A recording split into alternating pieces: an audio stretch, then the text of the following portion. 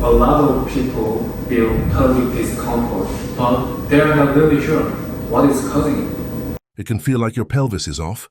Your lower back or hips feel uncomfortable too. And even if you stretch, it only feels better for a little while, and then comes right back. So today, I'm going to show you 3 common patterns behind pelvic discomfort. We'll first use a simple test, then release the area, follow it with a movement, and check again. Let's start with the test. Lie on your back and pull one knee toward your chest. The important part here is not the leg you're pulling in. It's the opposite leg. How that opposite leg reacts can give you a better idea of which area is more restricted. First, if the opposite leg lifts off the floor, there's a good chance your psoas is contributing. In that case, use a psoas release tool to work into the deep front hip area. Spend about 15 seconds on each spot. Relax as much as you can and slowly exhale as you do it. Then go right into the movement. Set up in a lunge-like position with one knee bent and the other leg reaching back. Don't arch your lower back. Instead, gently shift your pelvis forward and feel the front of the hip open up.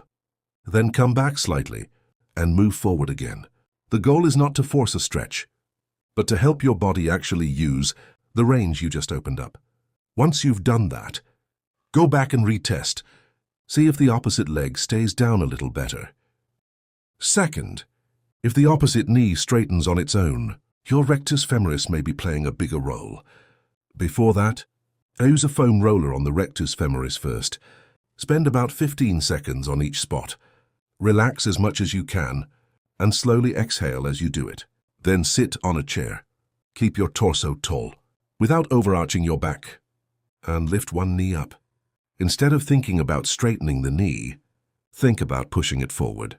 You should feel it more at the very top of the thigh, right below the pelvis, where the rectus femoris connects.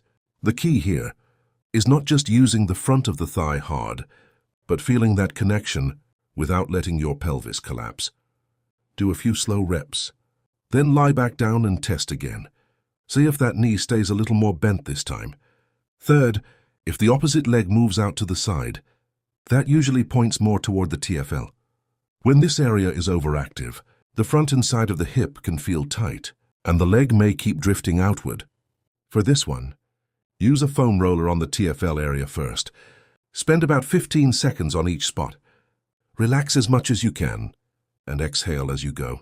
Then go right into the stretch. Let me use the left side as an example.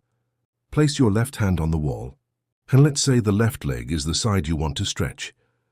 Then bring your left leg behind the opposite leg. From there, gently shift your pelvis toward the wall. You should feel the stretch along the outside of the left hip and down the outer thigh. Do not force it. Just think about lengthening that outer line. Once you've done that, go back to the original test and see if the leg moves out less than before. Try all 3 and let me know in the comment which one made the biggest difference for you.